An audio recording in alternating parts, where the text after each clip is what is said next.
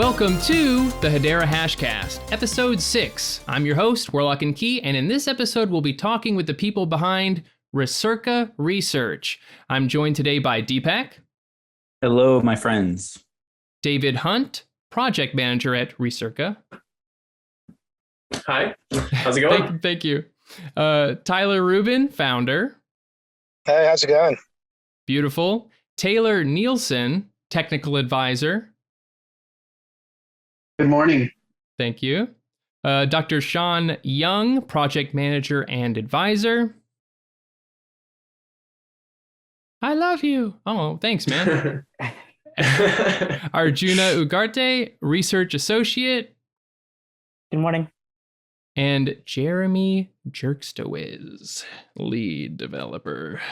The Chad among us. Thanks for having me. All right. Normally we do a warm-up, but there's a billion people, so I can't really facilitate that. Let's just get right into it. What is Recerca Research? And is it Recerca or Recerca? Did I butcher any pronunciations?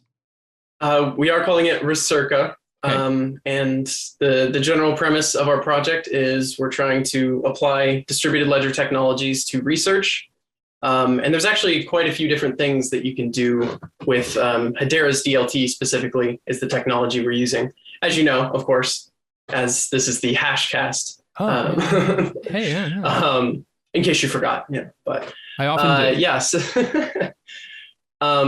Yeah. So the general premise we're using distributed ledger technology, and the main problems in research that we're kind of trying to address. Some of these are very much like long-term problems. Initially, the first piece that we're trying to bite off is we're using tokenization as an alternative compensation method for researchers to use. So if you're running a study, you can give out Recerca tokens, and you can also give out NFTs, which are very cool and dual purpose in that we can use them as not only like a, kind of like a gamified participation award, but it's also because it's minted on the Hedera network, it has these great security properties, and it's provable. So you can kind of like build up a sort of like academic resume, and you can prove that you participated in a study or that you ran a study, and that kind of thing. So that's like the first big piece that we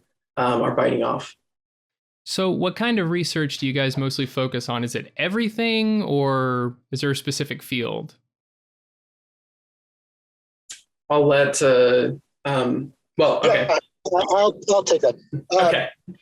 Thanks for having us on today. This is Tyler. So generally speaking, we are promoting scientific research in general. So in the long run, we don't really see any sort of limitation to which fields we can promote.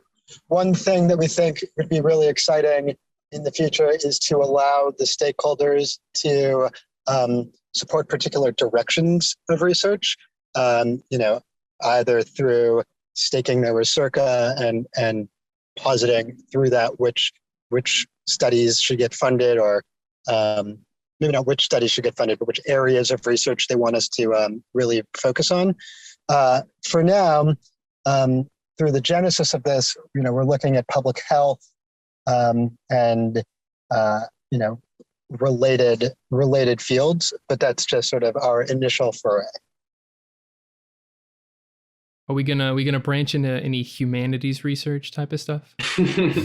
Probably eventually, yeah. Oh, hey. Yeah, there's a lot of potential for using this in just about every kind of research. We're not really limited by topics because, yeah, we can especially what we plan to do somewhat in the short-term future is we're going to start doing a lot more of these studies. We did our initial premiere study back in September to November, which Arjuna and Dr. Sean Young ran together. It's still in the process of being reviewed by the Ethical Review Board, but our preliminary results were very exciting. Arjuna, did you want to talk about some of our results? Sure. Just to clarify, it's in process of being peer reviewed. The possible paper that we have. So all these are just preliminary results. basically, we sent out a survey and we had about 100 participants take the survey. And it really showed that there's enthusiasm and excitement for cryptocurrency. About 80% of the people who took the survey had experience already with cryptocurrency, and about 50% with NFTs.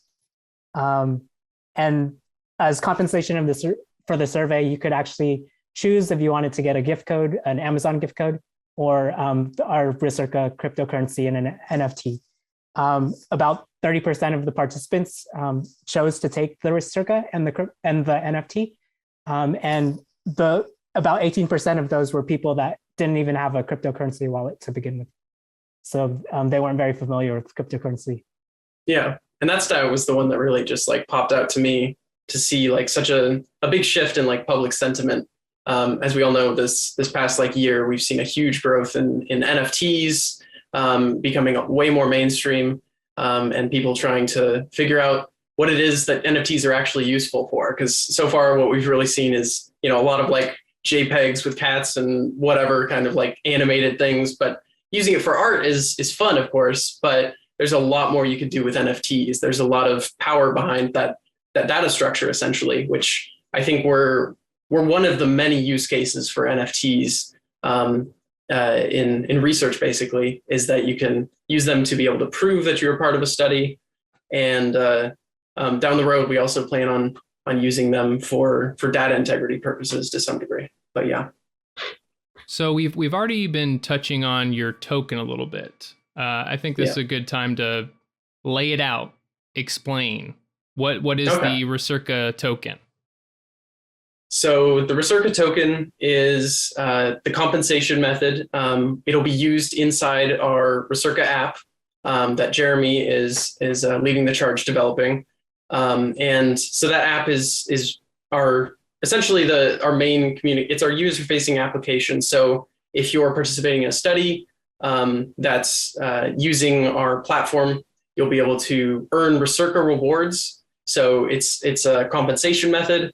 And what's kind of cool about having it as a compensation method from the researcher perspective is that it's actually going to be able to save them money, in the sense that you'll be able to do more research and not spend as much on the actual participant rewards. Because as Arjuna just said, with the results, there's a pretty strong indication that people are going to be willing to take NFTs and cryptocurrency in lieu of Amazon gift cards. Or any other kind of compensation. So that opens up a solid like 30% improvement, which that'll at least open the door to us, to a lot of researchers and universities being more open to what we have to say. If we can save them money, and also we can down the road introduce data integrity as kind of almost like that's the Trojan horse, I guess, is that we've got a lot of things that we can do to improve the research, but we gotta start by providing some significant value to research. Let me elaborate on that just a little bit. The reason that it is a money-saving mechanism is because the Recerca Foundation has a very significant portion of the allocation dedicated for grants to universities and academic research groups, or even unaffiliated research groups. We're interested in the general promotion of science. We want it to be real studies, but we're open to a variety of different people who are performing that kind of research. Mm-hmm. But the idea is, a very significant portion of the allocation is just set aside for grants. So we will just be like, you can imagine this being just another source of financing for a research group. Arjuna, maybe you could talk about the current process of how you get funding to do a study and how this could augment that. Currently, you usually get grant funding, by applying for it, usually like NIH, for example. This could augment it, because we're giving the researchers the Recerca at this point, so that they can sort of compensate the participants And that can be sort of an extra. Currently, the way that we've been compensating participants is using gift codes. Usually we use Amazon gift codes, but again, cryptocurrency doesn't seem like it's going anywhere. So being able to offer another option is a way to sort of get the participants interested in the studies. Mm-hmm. Yeah. And one thing I did want to interject here as well about that, in terms of funding studies, I think there is a really powerful mechanism built into what we can do with a distributed ledger technology here, which is we can kind of democratize the process. Again, this is all kind of like long-term big picture stuff we're going for, but we can democratize the process by basically allowing participants that have participated in studies. If you've gone through participating in a study, you've earned some NFTs on the app. You'll be able to do things like potentially like vote for which categories of research you want funded, which is kind of an interesting alternative to, as Arjuna was saying, with the current grant process. You're basically going to like either governments, or you're going to corporations are oftentimes also funding like research to be done. So having like a different mechanism to provide funding for research that might not, it might be overlooked for one reason or another, because, obviously governments and corporations are going to have certain agendas for what they're trying to prove with research, versus this is kind of a more open-ended thing that will hopefully be a less inherently kind of like biased form of funding. So why'd you want to come on the HashCast? Because, I noticed that, previous to like last week, you haven't made much of a peep on social media. What changed? Well, we're progress is starting to come together on the app, and we want to be able to start getting people interested and excited as we continue to make progress and start rolling out features for the actual application. We want to have a good group of testers and that kind of thing. So I think it's important to start building excitement before we initially launch. But yeah, you're right. We were in total stealth mode before this week. We kind of flipped the switch. But now we're coming online, and we're here. I mean, it's really cool to see. Yeah, I just want to point out that, at this stage early on in the game, our primary sort of value proposition is to connect researchers to a pool of people. And, like Tyler mentioned, we're going to start out probably in public health, medical research. So we need data. And so if we can, help those researchers who don't quite have enough funding to, fund a 40,000 person study on blood glucose or whatever it may be, if we can connect them with people, then that's the great advantage. And so we have to start putting our name out there and getting people to notice us, so that we can be that linchpin and to connect the data to the researchers. So one question I have is, what does that flow look like? So let's say Jake and we are interested in how garlic can change or can help with health in general. We've had this experience. We cook with a lot of garlic where, our skin is glowing. We're like, there has to be something here. Yeah. So we need researchers then, where we have this interest. How would we or a group of individuals go out on Recerca and connect with researchers? No, that's a great question. And I think there's a real opportunity here for us to do those exact kind of things where we're kind of, again, democratizing the process of how research is done. So we'll be able to kind of have those features rolling out on the app where we start off initially, the amount of power you're going to have as like just an NFT holder is going to be relatively limited, but we'll open it up to, like categories. So you can, let's say you've got a certain amount of NFTs, you can use those as kind of like your voting weight to say, I want research to be done in like economics or cryptocurrency or whatever the category might be, or health or, education. So that kind of gives users a little bit of power, but what you're talking about, it's like very specific. So I think that there is an opportunity there. down the road to actually allow people who are participating in the network, they're participating in research, to almost become not actual researchers. We do have to be careful about how we do it, but we want to give them the opportunity to kind of like steer where research is going to some degree and get more involved in the process. Tell us more about the grant you received. For sure. So it would have been in August, we applied for the Hedera X Filecoin grant, so we applied for that. We had, at the time, we basically just had kind of a layout for the app mostly in like a mock-up kind of format, just kind of going over some basic features of the application for what it would look like in terms of like how users are going to be storing their rewards, how they're going to be able to browse new studies that are coming up, and see the actual data about the studies themselves. And for that grant specifically, we built in this feature utilizing Filecoin, where we have basically like a version history of the data that would be associated with that study. So this is focusing more on like the data integrity aspect of our value proposition. So with that, we basically allow a user to verify themselves that the data has not changed since it was initially put in, because the more we can allow researchers to put in data, and as soon as they get it, it kind of like closes the opportunity for data manipulation. Obviously not entirely, there's only so much you can do, but it does make it harder to kind of game numbers. So you got the second place prize. Do we remember who the first place was?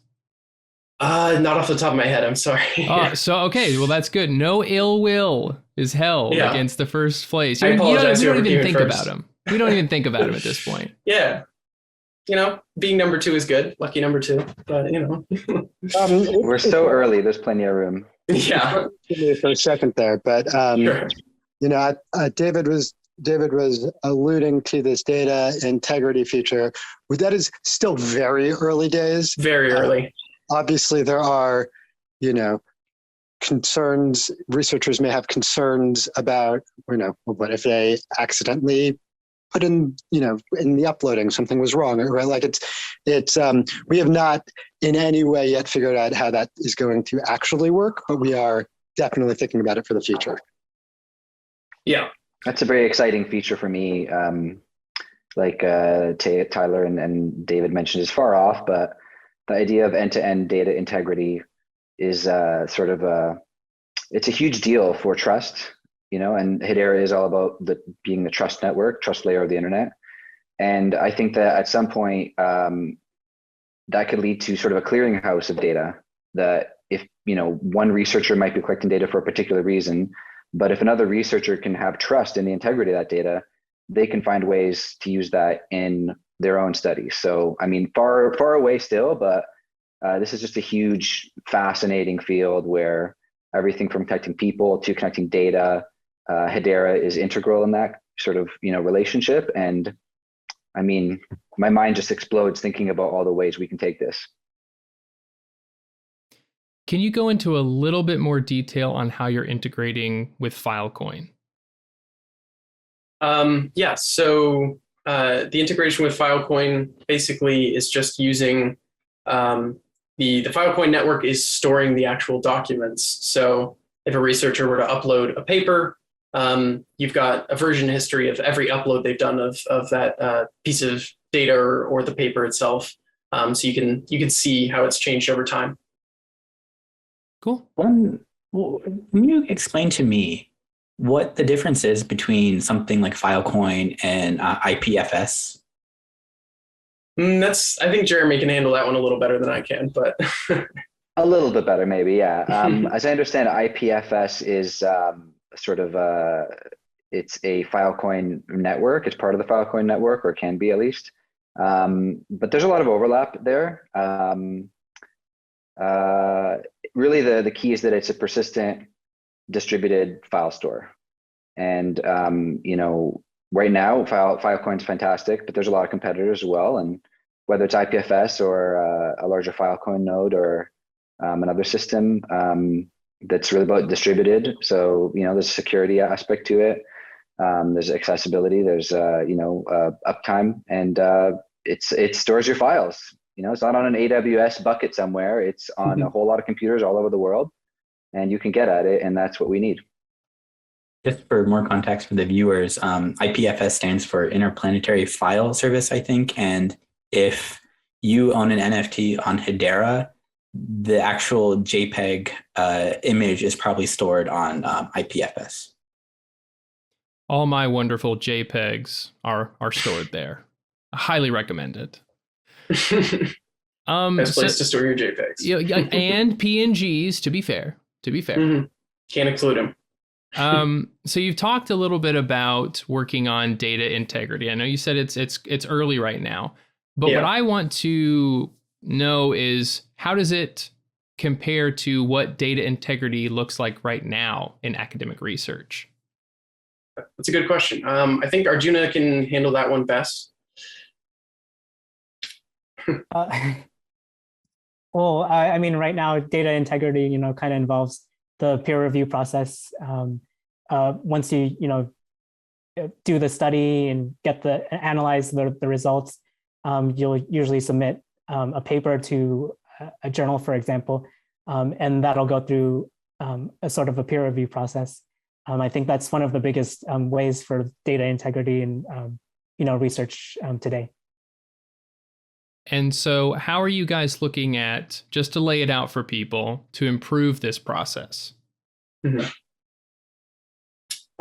So the main improvement would be kind of dealing with this more at like the granular level. Again, there's a lot of like red tape in this industry, so we can't really just start doing these things and expect the ethical review board to just be on board with what we're doing. So it's a very back and forth process, but the general idea is that we're going to allow for data to be uploaded in kind of a granular level. So you get like that version history. So when a researcher comes to the actual peer review process and all that, they have data that they can basically verify the version history of it. So they're not just saying, this is the final data, but you can see the whole history and how it's changed. That's the main difference, is that you've got this provable version of your data. Yeah, and long term, I think, when we have end-to-end data flow, I envision it, at least at some point, somebody's wearing an Apple Watch, it's detecting their heart rate continuously. And because of the scalability of the Hedera network, that can go, every minute, every few minutes, you can get a packet of somebody's, heart rate info on the Hedera network. It's not tamperable. You can trace it, it's got an encryption key. Maybe there's some other way to connect it to the actual user. But very, very granular. That's really the key. Do you ever think it'll get to the level, and I think based off of your answer, what you just said, it's a yes, but you're using specific equipment, and in mind, I have more harder sciences like physics, chemistry, where you use these instruments, right? And whenever, like if you're measuring the weight of something after some chemical reaction, that data, the actual measurement, will just automatically be uploaded to some decentralized file service. Yeah. That's a really good point. Did you want to talk about it, Jeremy? Yeah, along with the cryptographic hash to verify it, if you have a private key on the device that you can then find out which device actually sent you that data, I mean, that's to me is just like Pandora's box of possibilities. You're opening up with, so hopefully no monsters will come out, but this is a combinatorial explosion of what you can do in research, where imagine being able to just start a research study, almost like a meta study, where you can just pick and choose data from all these different devices, know that it's trustworthy data, exactly where it's come from, and you can combine it to, do some kind of a meta analysis or even some type of meta study across different studies, So ultimately, yeah, I think, but that's a bit, we have to temper our ambitions, because that's quite a big leap, and but I think we'll get there, because the value proposition is so huge, and it's so I won't say evident, but people will come around to seeing what you can do with that. And That's amazing. And I can imagine also in the future monetizing that data so people can use it and researchers can get money. I know research is not super lucrative, but very rewarding. Yeah, that's another long-term part of our vision is kind of expanding the ways in which researchers can also get not only just funding, but also, like you're saying, because research is not super lucrative, the career path is pretty limited unless you have like a full-on PhD and you've been in it for a long time.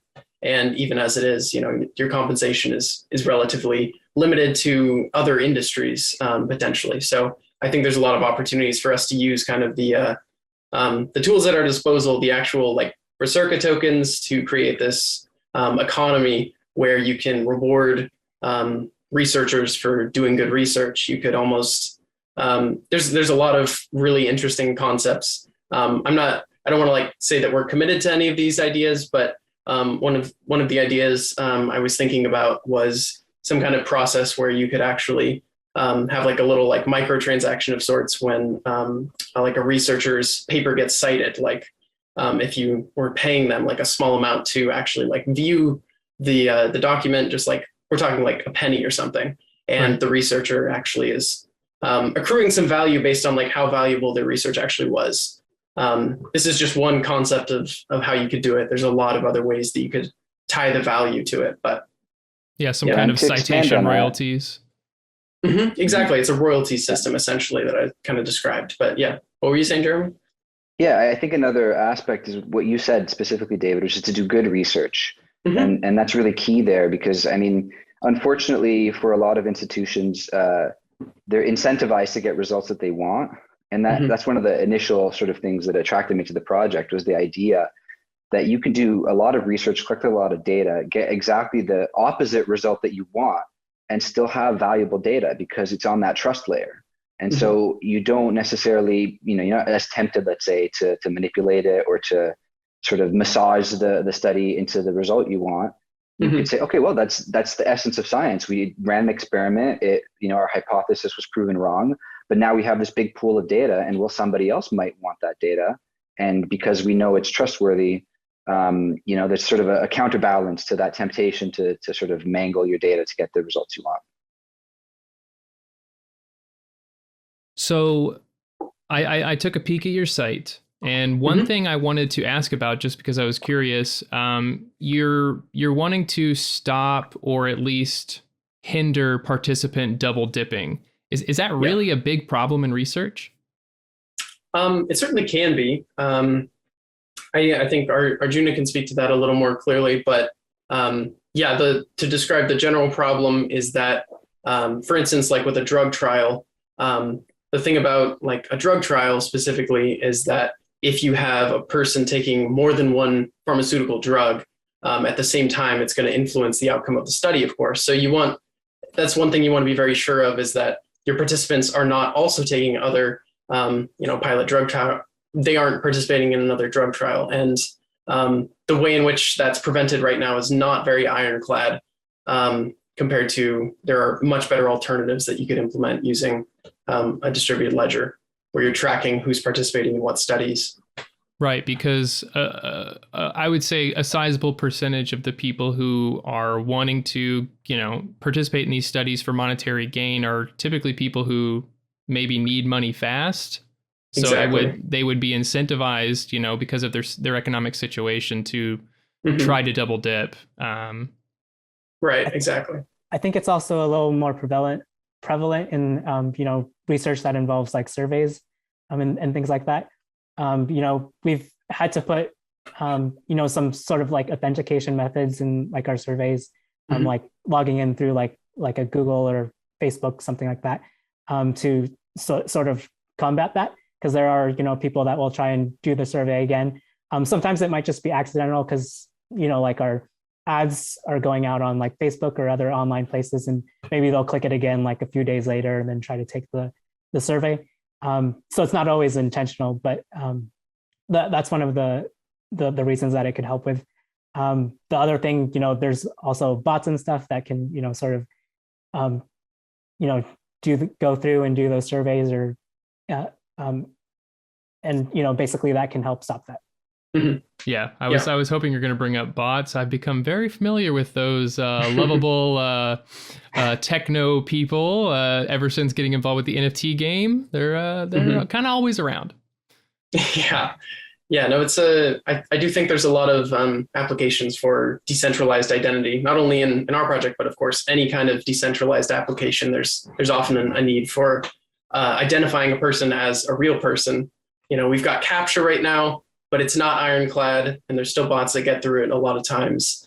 And you don't always want to have to deal with a CAPTCHA as a human being. So if we can come up with better ways of dealing with identity in a more decentralized way, where you can, just for in our cases, as you're doing research, you can just log in with the Recerca app, and it's, basically just pulls your decentralized identity from your wallet, essentially. And it's a very smooth process as compared to, trying to deal with like CAPTCHAs or that kind of. Right. Kind of set it and forget it, Yeah, exactly. Because once you've proved yourself once, you don't want to be continually giving out. Like, isn't it crazy that we have to continually give out like our driver's license, our social security number, just like to all these different people? Like, why do we have to give all this information to a million different people that could all be hacked, right? Right. Over and over and over again. And over. Some companies come up and they're like, oh, we do it for all these different things. And it's like, yeah, maybe 3 out of the 15 you're going to do in a year are connected to that site. But then like what, in 3 years, that site goes away, right. Or they get a breach and nobody uses them anymore. So yeah, it's something that we definitely need to work on. That's a real use case in general that we need to start implementing. Definitely. So I was just going to say, it's not a part of our project, of course, but we would definitely be integrating that kind of thing. We're taking on enough as it is. We don't need to be dipping into creating our own decentralized identity, but I'm sure there's going to be great people to partner with for that. Sure. Yeah. So I've looked a bit at your roadmap, and I think people would be interested to know, what you've done already, what you're working on right now, and, what's on the horizon. So let's just start with looking to the past. What things have you completed so far? Okay. So one of the main things that first started off the project was we started putting together a white paper, essentially, which is still internal. We haven't released it. But we've obviously put together a website kind of going over our general vision of what it is we're trying to do, the problems we're trying to solve. We've, as we mentioned earlier, we applied for and won the Hedera X Filecoin grant, as well as we ran our initial premier study in September, which had a lot of promising results about the future of compensation methods in research, and that people are generally very receptive to taking on not just gift cards, but they're willing to try out a new cryptocurrency instead, because when it's just a few dollars that they'd be getting, they're like, you know what, why not? Why not try and get a cryptocurrency? It might be worth more later. I might have a cool NFT to play with or whatever when I try out this new DeFi space. But yeah, the NFT I saw that you released was a GIF. Yes, so it's animated and everything. Very fancy. Animated, not a JPEG, people. This is quality stuff. Advanced. We put our images, in a row. We've got a video clip that plays over and over again. It's advanced. But that was fun putting together like our initial NFT. I think it's it's not just about proving that you participate in a study. I think there's a lot of like fun that can be had in the process. That's one aspect of the project, is just not only improving research and like the methods for doing it, but we can also like make the process more fun and get more people involved in general, because as it is, like if you're just giving people money, I mean, that's one kind of incentive, but some people are more motivated by like social incentives. Like if you could have your NFT collection, you can kind of like flex on people that you participate in all these studies. You've been a really good Samaritan, and you can pat yourself on the back, I think that does appeal to a certain amount of people rather than just financial. Yeah, certainly. Gamification appeals to a lot of people. Mm-hmm. To add to that too, I think part of the Recerca is just to, promote science and promote research. As you've seen probably with like the pandemic, sometimes, there's people are being against science and sort of being counter to that. So we want to, combat that and get people, excited about science. And I think this is one way that we can potentially do it.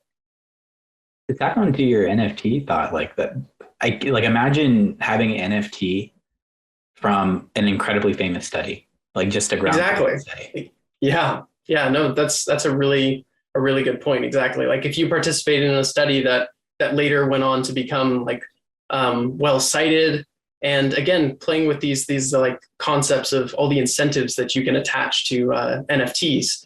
Like the royalty system we described, you could even throw in like some kind of like subtle royalty for participating in it. So as a participant, maybe you're also getting rewards later on down the road because you did participate in a famous study and you want to be compensated for that in some fashion. So there's just all sorts of cool things you could do with the programmability of these, non-fungible tokens that say, I was there, I did this thing, I can prove it. Mickey Mantle, like a Babe Ruth card or something, or So what are you guys working on right now? This week? This week, well, Jeremy, as always, is working on some new features of the app. We're plugging away at that. In general, on my end of things, I've been kind of trying to get our marketing presence going on Twitter and starting to engage with people and get discussion going. We did like the little AMA thing on Twitter that I was just trying to answer some questions. I think we got some very interesting questions that I was very happy smart with. questions. Very smart questions. Very smart people in this space. I mean, just anyone who's following Hedera right now and building a project, they're ahead of the curve, right? I considered stealing some of their questions, but it would be very obvious that I did because my brain is very small. I would not have come up with those. I mean, I wouldn't mind. I mean, it's all good information, and not everybody's going to see those questions on Twitter. So I think we touched on most of the stuff that was brought up. What's on the horizon for you guys? What's coming? Well, on the shorter term horizon, like I said, we're trying to expand our marketing presence out, and we're going to be rolling out the app itself to closed beta basically, and then opening it up. We've got a wait list of people on the website that are basically at the ready to start testing once we're at that stage where we want to have more open-ended testing where they can just report bugs to us as they see it. But yeah, we're getting closer to the point where we're actually able to launch the product, as is famous in crypto. It's coming soon. So do we have any idea when the white paper might be released to the public? Now that we're taking on a bit more of a marketing presence, you can expect that, I would say, by the end of this month. Yeah. Oh, awesome. Yeah. What's how far do you guys want to take this? How big do you envision this becoming? Like, do you see this becoming something that completely replaces whatever the current academic infrastructure is, sort of throwing out, Google Scholar and then coming up with a new concept other than like an H-index, or are you just trying to tackle problems within the infrastructure itself? You want to answer this, Tyler? Yeah, let me take this. I think that, trying to call ourselves revolutionaries is a little premature. I don't think we have any desire to topple the existing infrastructure. There's nothing, I don't think that it's advisable or beneficial to the system. We want to plug holes that we see. Obviously, this is a very new technology, and we have some ideas about how it can be useful, but we don't have, the very tiniest of the fraction of all the ideas that there are about how this can be useful. So I think we're excited to see our ideas in action. That's always really exciting in any entrepreneurial enterprise. We want to get researchers on board and see them benefit from this. We want to explore the ways in which technology can augment the existing systems. We do want to see, a broader range of science funded. And if we can assist in that, that's awesome. And maybe that in and of itself is revolutionary, but it's not revolutionary in the way that you sort of hinted at, which is, topple the IRB or something. Like we don't want to topple the IRB. The IRB is very important. But something can be revolutionary and not be unable to coexist with the existing infrastructure. Let me put it that way. Tell me more about the Research Advisor Council. Sure.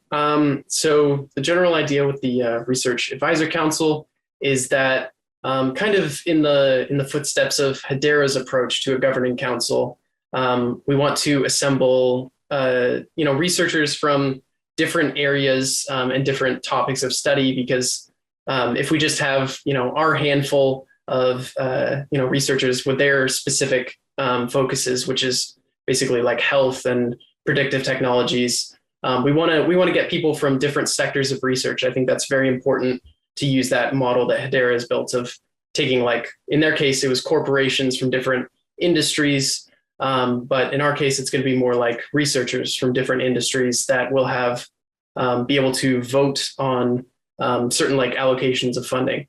So we'll be able to have those researchers choosing like what studies are important, because we can democratize the process of like for just like a layperson to vote on what they think is important in terms of category. But it's a little more challenging for a layperson to make an informed decision about something that's very, it needs a lot of like background knowledge. So I think researchers are a lot more equipped to make those decisions about what studies are going to get through. So we democratize it as much as we can, but we have a research council. Once the people have decided what they think is important in terms of category, then you've got the council who is determining which studies are going to get funded from that, or something very close to that. What's your Twitter handle? It is at Recerca Research. In case you need spelling on Recerca, yes, please. Yes, okay. ERA. So that's our Twitter handle. We're now going to be quite a bit more active on Twitter, and other things you have to look forward to. We're going to start releasing some studies that are able to get you some participant NFTs, as well as just earn you a little bit of Recerca. So you'll be able to we are on the horizon. We are going to do some form of like, maybe not token sale, but we do want to have a method of distributing Recerca tokens well before that happens. So we get it in the hands of people early on, and it's not just a process of like people purchasing Recerca. Right, because I saw something about a token sale on your roadmap. So yeah, eventually we will do something along those lines. It might be something similar to Saucer Swap, where their approach of using NFTs. We just have to be very careful, because we are involved in research. We don't want to run into legal issues due to the way we raised money. That would be very problematic. Well, if you wanna collab with Creets, that would be very funny. What was that, Tyler? Yes, please, Tyler. Sorry. Yeah, I just wanted to say, when you were spelling the Twitter handle, David, I think people were talking over each other, so maybe you just want to do that one more time. And give us the website too. Okay. So the website is, you can just go to recerca.io. That's RECERCA.io is the website, and our handle is same spelling, Recerca Research. So come follow us on Twitter, check out our website, and if you're join the mailing list if you want to hear more. Interested in participating with studies, you can check it out, fill out that information. If you are a researcher, please, go there and show your credentials and fill out to be part of the Research Advisor Council, because we get a lot of smart people in this community. I'm sure we've got a lot of people involved with research that you would vastly benefit from them being involved. Oh, definitely. Yeah. I mean, the the better connected we are with researchers, the more influential we'll be able to be in terms of, proving that there is demand for this and being able to make change, not by, as you said, not by toppling the industry, but from within, showing that there's support and, there's a reason to improve these processes. Well, I think people got a really good look at you guys. Very professional, I'd say. I have a question for you. It's not super related, but a lot of projects built on Hedera seem to be coming out of the woodwork lately. I know this because I didn't really have anybody to interview when I started doing the HashCast, and now I've got a bunch of people coming out wanting to be interviewed, and it looks like the Hedera DeFi space is blossoming. What do you think this is going to look like in 3 months? Just your personal opinion. What do you think this space is going to look like in 3 months? In 3 months, it's probably just going to be, in 3 months, it's a little hard to say. I try to think in the more longer term in terms of where the space is going. 6 months. 6 months. Whoa, longer time frame. In 6 months, I think there is going to be a lot of new exchanges. A lot of these projects are more in the infancy stage. I think the reason you're seeing all these projects starting to come out of the woodwork, like us, just kind of popping up. You probably hadn't heard of us before, but that's because a lot of people, these things take time to develop. Like, you can't develop a good product or a good application. So, a lot of the things we've been seeing so far have been like low scope projects, like, NFT related things where they're just minting a bunch of NFTs and calling that a project. But, if you're doing, basically, we don't even count. Yeah. Not talking about that. Not talking about that. Yeah.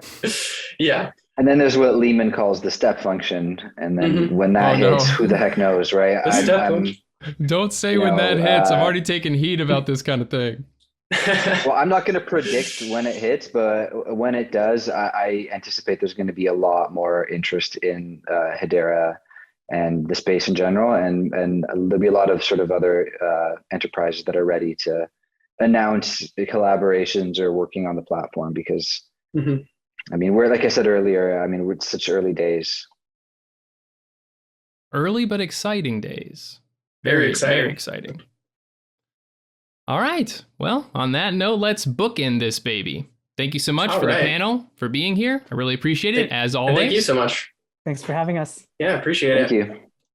If you enjoyed this podcast, please consider subscribing to our YouTube channel, following us on Twitter at Hedera HashCast, and supporting us via Patreon. For just $1 a month, you'll get the podcast a day early on Monday instead of Tuesday, and access to our exclusive Patreon community where we have surveys, behind-the-scenes content, and lots of other fun stuff. For the $10 tier, you get all that along with a custom shout-out at the end of the podcast from yours truly. Thank you for listening and for helping to build a consensus in the Hedera community.